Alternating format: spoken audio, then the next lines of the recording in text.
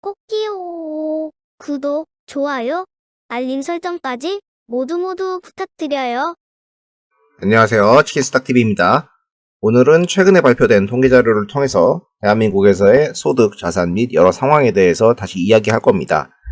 이미 제가 채널 초기 때부터 여러 번 다룬 주제이기 때문에 특별히 더 논할 게 있겠나 싶습니다만은 자료가 나올 때마다 한 번씩 다시 보면서 재확인을 하는 거죠. 그러면서 목표도 재설정하고 경각심도 가지자는 차원입니다. 전체 가구에서의 소득 같은 경우에는 크게 여기에 50%, 여기에 50% 잡았을 때 그 기준선이 5천만 원이 됩니다. 이거는 이제 과거와 크게 다르지는 않고요. 사실 대부분이 이제 여기에 해당이 되시죠. 그리고 상대적으로는 근로자가 아무래도 자영업자보다는 조금 상황이 낮습니다. 그리고 연령별로는 대략 근로소득 같은 경우에는 5천만 원 정도로 묶여 있고 사업소득이 있으신 분들도 계신데 대부분 근로소득이고 역시나 여기서는 이제 연령대가 30살이 넘어가는 이 단계가 들어가야 이제 평타를 치게 되는 모습이죠. 사업소득 같은 경우에는 이제 40대 이후부터 늘어나게 되는 자영업자가 반영된 그런 부분일 건데요. 전체적인 가계의 평균 소득은 대략 6천만 원입니다. 근로자와 자영업자 같은 경우에 편차가 한 1,500 정도가 나는 것 같습니다. 그래서 가구소득에서 이 비소비 지출 이런 걸 뺐을 때 가능한 처분 가능 소득이라는 거를 기준으로 보면은 어떻게 되느냐, 되게 노골적으로 사회적인 부분이 나오는데 대략 5천만 원 정도가 평균치였으니까 거기에 뭔가 많이 쏠려 있어야 될 것 같은데 실제로는 이제 아니고 중간값은 4천만 원 정도로 떨어지게 됩니다. 그래서 여기에 있으신 거죠. 이거는 이제 평균의 함정이라고 하겠습니다. 그래서 실제로 그래프를 그려보면 분포상으로 대다수가 이제 여기에 속해 계시고 이쪽은 노골적으로 이렇게 두꺼운 꼬리가 나오면서 소득에서의 빈부격차를 체감할 수가 있습니다. 그래서 여기로 올라가는 게 많은 분들이 이제 바라는 것이겠죠. 그런데 이제 소득의 근간이 이제 급여소득을 기준으로 보았을 때 우리나라의 억대 연봉자 같은 경우에는 20년도 기준으로 91만 명 정도입니다. 이제는 조금 늘어가지고 한 95만 명 정도 되지 않았을까 생각이 되는데 이거는 이제 전체 국민으로 봤을 때는 대략 1.8%에 해당하는 숫자고 급여소득자 기준으로는 대략 4에서 5% 정도가 되지 않나 생각이 되니까 엄청 빡센 거죠. 그래서 회사 다니는 사람들이면은 핵 인싸가 되기 위해서 되게 아둥바둥하면서 정치도 하고 실적도 내고 그래야 되는 겁니다. 그런데 앞에서 본 소득 분포는 가구 기준이었으니까 요새는 맞벌이를 많이 해가지고 대략 45% 정도는 맞벌이를 하기 때문에 전문직 부부거나 이러면은 연간 1억 이상의 소득 도달 가능성이 높다고 해야 되겠죠. 그래서 실제로는 가처분소득이 이제 1억이 넘는다 그러면은 본인이 소득 기준으로 한 9% 정도 된다 이렇게 생각하시면 되는 거죠. 자, 그렇게 해서 소득으로 자산을 쌓아가겠죠. 자산의 평균값은 21년도 기준으로 4억 정도라고 합니다. 역시나 중앙값은 2억으로 극심한 격차가 보입니다.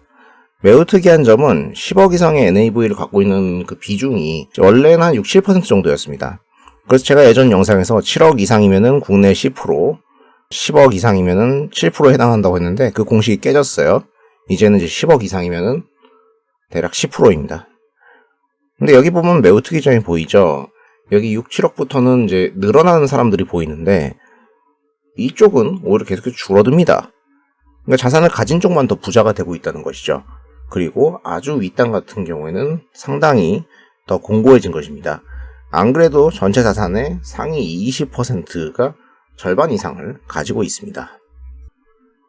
그래서 소득과 순자산을 같이 그려보면 이 소득이 높다고 해서 자산을 쌓는 속도가 비슷하게 가는 것은 아니라는 것을 알 수 있습니다. 이게 격차가 나타나는 것을 확인할 수가 있습니다. 특히나 이 파란색 선, 자산 기준으로는 더 노골적이라는 것을 알 수 있죠. 그리고 그 특성 같은 경우에도 수도권이냐 비수도권이냐에 따라서 편차가 커집니다. 사실 이제 자산 중에서 오른 게 대부분 집값이기 때문에 금융자산보다는 실물자산 쪽에서 전년 대비 이렇게 격차가 많이 느껴질 거고요. 금융소득 같은 경우에는 크게 차이가 변하지는 않았습니다. 그래서 과거의 경제 상황은 이제 평균 기준으로 NAV 4억, 연간 처분가등 소득이 5천만 원 정도지만은 실제로는 이제 체감을 못 하시는 분들이 많을 수도 있죠. 자, 자산상으로 대부분 거주 부동산을 잡아놓고 있고 전체 평균 NAV가 4억이었는데 자산은 5억이니까 1억 정도 차이가 나는 거 이거는 대출일 거라서 그것까지 감안해주면은 금융자산을 갖고 있는 가구는 거의 없는 그런 형국입니다. 그러니까 전 국민이 매번 이제 부동산 가자라고 말하게 되는 사실상의 배경이 되는 것이죠. 실제로 가구에서 1억 이상 상당의 부채를 쥐고 있는 것을 확인할 수가 있습니다.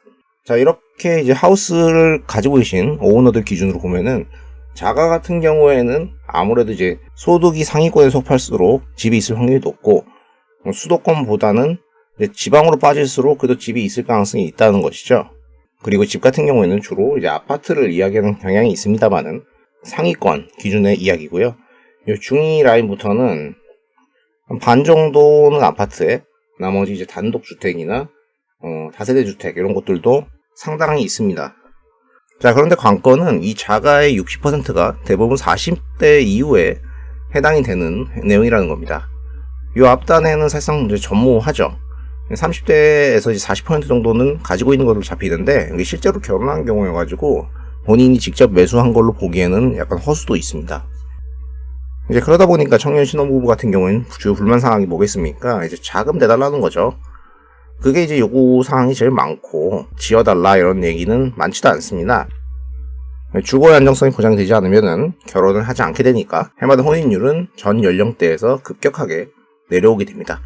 그나마 이제 여자 쪽은 요 감소 속도가 좀 가파르진 않은데, 남자가 더 급격하게 줄어드는 거는 뭐 누적된 성비 차이도 상당한 영향을 주는 것인데, 아무튼 이제 혼인율은 해마다 계속해서 떨어지고 있습니다. 당연히 이제 결혼을 안 하고 애를 낳는 경우도 줄어들겠죠. 역시나 해마다 급감하는 중이고요. 전세계 출산율 꼴찌, 인구가 순감소하는 국가가 되었습니다. 자, 그러니 실제로 자산에 대한 격차를 느낄 때는 뭐 부동산이 있고 없고로 세대 간의 생각이 달라지게 되겠죠. 40대 아래로는 불만이 많을 수밖에 없겠죠. 가지고 있는 경우라고 하더라도 실질적으로 사회의 일원으로서 근무가 시작되는 시기 같은 경우는 늦어지고 있고, 급여의 분포까지 감안해서 보면은 거의 부모로부터의 증여 지원이 없는 경우에는 어렵다. 물론 이제 10년 더 열심히 일해가지고 이제 니들도 사면 돼 이런 거 할 수 있지만은 인식 차이는 존재합니다. 자, 그리고 아까 부채를 많이 땡긴 분들이 많았는데, 거주 문제 이런 거에 대해서 투여돼야 되는 비용들이 높아지다 보니까 부채를 투입해서 해결하는 현상이 나타나게 되는데, 이게 또 문제가 심각합니다. 저축액 대비 금융부채의 비율을 따져보면은 100%가 넘는 곳들이 꽤 보이는데, 특히나 저 젊은 층 위주로는 이 비율이 압도적으로 높습니다. 뭐 그 시기에는 그런 특성이 나타날 수는 있겠지만 전년도 대비 증가하고 있는 거라는 거죠. 이 상태에서 기준금리 같은 경우에는 최근에 이제 상승 구간에 들어섰습니다. 그러니까 이자 비용 부담이 커질 거고요. 젊은 층들이 이제 포기를 하든가 뭐 베팅 형태로 어딘가에 들어가게 되는 맥락이 되겠습니다. 그런데 은퇴 세대는 뭐 그들 나름대로 쪼들린다고 말을 하죠. 자산이 대부분 집밖에 없었으니까 퇴직을 하게 되면은 운전자본이 부족하죠. 그래서 생활비 부족하다라는 응답을 하는 경우가 이제 50%에 육박을 합니다. 실제로 얼마가 필요하신데요? 라고 물어봤을 경우에는 부부 기준으로 대략 300에서 개인 기준 200을 요구합니다. 그러면 이럴 때는 뭐 가진 게 집밖에 없으니까 집을 팔고 상대적으로 싼 지방으로 내려간다든가 이런 식의 선택지가 있을 수가 있는데, 실제로 그런 의사결정을 하는 경우는 15% 남짓으로 나온다는 게 함정입니다. 그래서 청년 쪼들리고 노인 쪼들리고 우리 다 쪼들린다 이런 상황이 나오니까 각자가 좀 미리미리 준비를 하는 게 좋을 것이다 라고 이제 여러 번 이야기를 했던 거죠. 예전에 제가 이제 목표를 세워보자 했던 건데, 목표 같은 경우에는 구체적이어야 답이 나오니까 대략 월 생활비 이제 300 정도를 쓴다고 하고, 30대 청년 기준으로 기대여명을 계산을 해가지고 역산을 했을 경우에는 대략 집을 포함해서 한 30억 정도 모으면 될 거다 라고 했었죠. 요거는 이제 5천만 원을 가지고 내가 연 31%씩 15년을 내면 되는 숫자입니다. 당연히 시장 수익률로는 안 나오는 숫자죠. 시장에서는 뭐 잘해봐야 연간 8에서 10%고 적극적인 투자를 해야지만 가능한 목표입니다. 다만 이제 목표 수익률 같은 경우에 이게 수백 프로가 아니기 때문에 엄청 높다고는 할 수 없어요. 하지만 뭐 당연히 수행을 해야겠죠. 시장의 난이도나 상황이 계속 바뀌기 때문에 항시 준비를 하고 있어야 된다는 겁니다. 그리고 본인이 만약에 추가적으로 이제 운이나 역량이 되게 좋다고 하면은 수익률이 높아질 거기 때문에 더 빠르게 도달할 수도 있는 그런 부분이어서 너무 상황이 부정적이지는 않다고 하였습니다. 그리고 실제로 우리가 알만한 사람들이 얼마나 갖고 있나도 찾아봤습니다.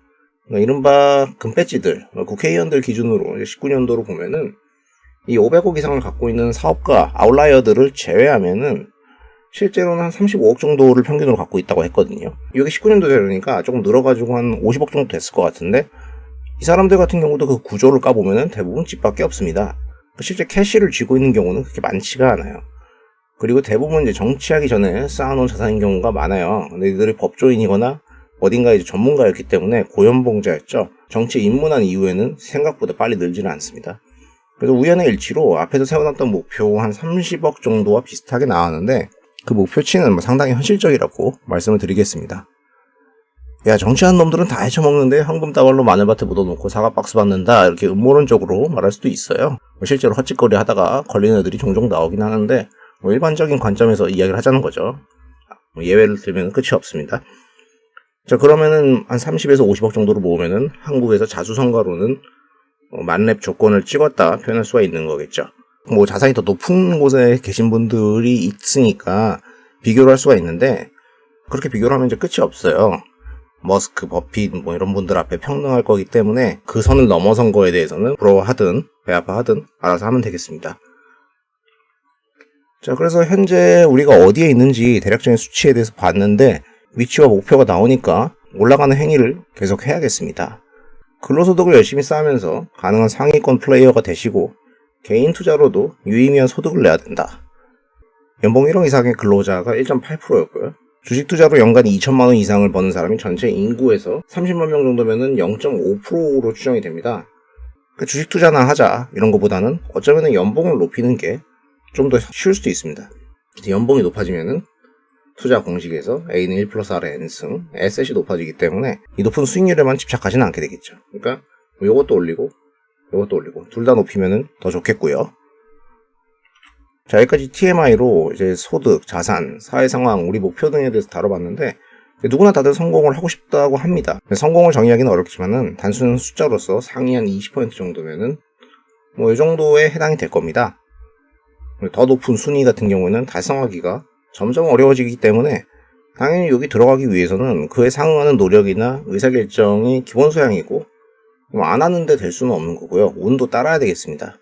그리고 이제 실제 현실에서는 소득과 자산의 분포가 이렇다는 것은 사회적 불평등을 의미하는 것일 수도 있겠습니다만은, 구간에 도달하기만 한다면 훨씬 더 만족도가 높아질 거라는 것을 의미하기도 합니다. 그리고 본인이 도드라지겠죠.